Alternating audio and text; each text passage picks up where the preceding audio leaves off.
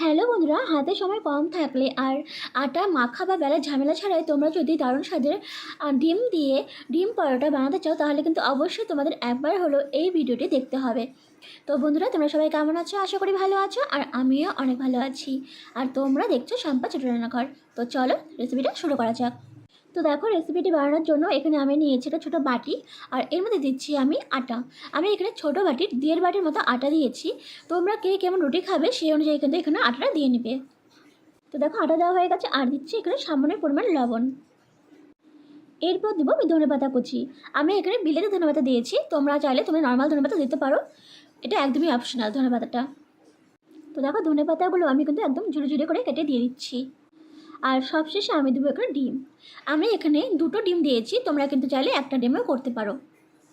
তো দেখো, এখানে আমি 2টো ডিম ফাটিয়ে দিয়ে দিচ্ছি। আর বন্ধুরা, তোমাদের যদি আমার রেসিপিগুলো ভালো লেগে থাকে তো প্লিজ একটা লাইক, কমেন্ট, শেয়ার আর সাবস্ক্রাইব করে তোমরা আমার পাশে থেকে যেও। আর পাশে থাকা বেল বাটনটা প্রেস করে দিও, যাতে যখনই আমি পোস্ট করব তোমাদের কাছে সবার প্রথমে পৌঁছে যায়। তো দেখো, সমস্ত ডিম দেওয়া হয়ে গেছে। এখন আমি খুব ভালো করে আটার সাথে ডিমটাকে একটু মেখে নেব।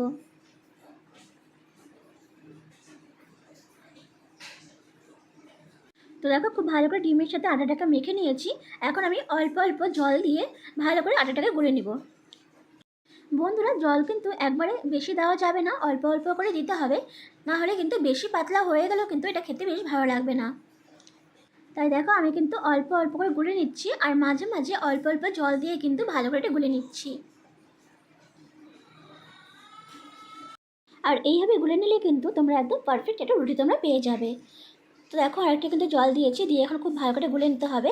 আর দেখো, এখন কিন্তু আমাদের গোলাটা হয়ে গেছে, দেখতেই পারছো আমি কতটা পাতলা করেছি। তোমরা কিন্তু এইভাবে গোলাটা করে নেবে। তো দেখো, এখন নিয়েছি একটা ফ্রাই প্যান, আর এর মধ্যে দিচ্ছি আমি সাদা তেল। আমি এখানে সাদা তেল দিয়ে রুটিগুলো বানাবো, তোমরা চাইলে কিন্তু একটু সর্ষে তেলে করতে পারো। তো দেখো, আমি কিন্তু একদমই নামমাত্র এখানে সাদা তেল দিয়েছি। দেওয়ার পর একটা খুব ভালো করে কিন্তু একটা খুন্তির সাহায্যে আমি নেড়ে চেড়ে নিয়ে ভালো করে কড়াইয়ের মধ্যে লাগিয়ে নিচ্ছি। তো দেখো, ভালো করে হয়ে গেছে। এখন এখানে আমি গোলাটা দিয়ে দেবো। আর তার আগে দেখো, আমি একটু দেখে নিচ্ছি যে কড়াইটা ভালো করে এসেছে কিনা। দেখো, কড়াইটা কিন্তু ভালো মতো চলে এসেছে। আর এখন আমি গ্যাসের ফ্লেমটাকে একদমই লোতে রেখে কিন্তু দেখো এখানে গোলাটা দিয়ে দিচ্ছি। গোলাটা দেওয়ার পর কিন্তু দেখো, একটু গোল গোল একটু ভালো করে ঘুরিয়ে নিতে হবে তাওয়াটা, না হলে কিন্তু ভালো করে তো গোল হবে না। তো দেখো, আমি চারপাশ দিয়ে সুন্দর করে কিন্তু একটু গোল করার চেষ্টা করছি। তো দেখো, রুটিটা কিন্তু আমার দেওয়া হয়ে গেছে। আর এখন কিন্তু আমি 2 থেকে 3 মিনিট একটু ভাপিয়ে নিব কড়াইতে। এখন আমি গ্যাসের ফ্লেমটাকে একদমই হাইতে করে দেবো। তো দেখো, রুটিটা কিন্তু অনেকটা তাড়ানো হয়ে গেছে 2-3 মিনিট পর। এখন আমি কিন্তু উল্টে দিয়ে উল্টো পাশটাও খুব ভালো করে ভেজে নেব।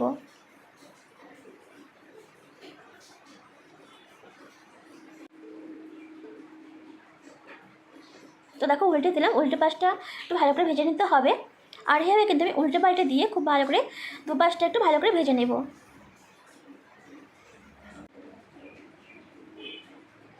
আর দেখো, রুটিটা দেখতে কিন্তু অনেকটাই সুন্দর লাগছে, আর খেতেও কিন্তু বন্ধুরা ভীষণ ভালো হয়। একদমই কিন্তু কম সময় হয়ে যায়, আর খেতে কিন্তু ভীষণ ভালো লাগে। তো দেখো, একটা রুটি তৈরি হয়ে গেছে, আমি এটাকে নামিয়ে নেব। একই রকমভাবে দেখো, আরেকটা আমি দিয়ে দিচ্ছি। তো দেখো, এইভাবে দেওয়ার পর আমি কিন্তু আবার একটু গোল গোল করে দিচ্ছি, তাহলে কিন্তু রুটিটা একটু গোল আসবে।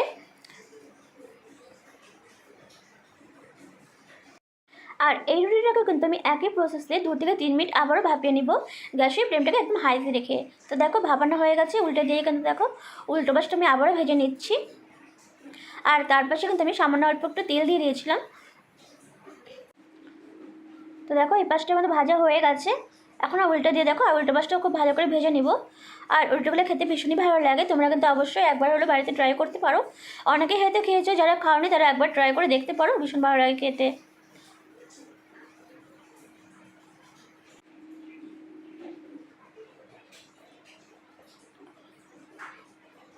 তো দেখো, এই পাশ ওপাশ করে খুব ভালো করে ভেজে নিয়েছি, এটাও দেখো হয়ে গেছে, আমি তুলে নিচ্ছি। আর একইভাবে কিন্তু আমি বাকি রুটিগুলো কিন্তু করে নেব। আর এখন দেখো, আমার কিন্তু সমস্ত রুটিগুলো এখানে তৈরি হয়ে গেছে। দেখতে কিন্তু বেশ ভালো লাগছে, আর খেতেও কিন্তু ভীষণ ভালো হয়েছিল বন্ধুরা। দেখতে পারছো যে কতটা সুন্দর হয়েছে, অনেকটা কিন্তু পাতলা হয়েছে রুটিগুলো। আশা করি তোমরা কিন্তু দেখে বুঝতেই পারছো যে রুটিগুলো কতটা পাতলা হয়েছে। আর দেখো, সেই অল্প আটা দিয়ে কিন্তু বেশ অনেকটাই কিন্তু এখানে রুটি হয়ে গেছে। বন্ধুরা, তোমরা কিন্তু এভাবে বাড়িতে রুটিগুলো বানিয়ে নিতে পারো, বেশ ভালো লাগে খেতে আর ভীষণ কিন্তু ভালো হয়। তো বন্ধুরা, রেসিপিটা কেমন লাগলো অবশ্যই জানাবে, আর যদি ভালো লেগে থাকে তো প্লিজ একটা লাইক, কমেন্ট, শেয়ার আর সাবস্ক্রাইব করে তোমরা আমার পাশে থেকে যেও, আর পাশে থাকা বেল বাটনটা প্রেস করে দিও।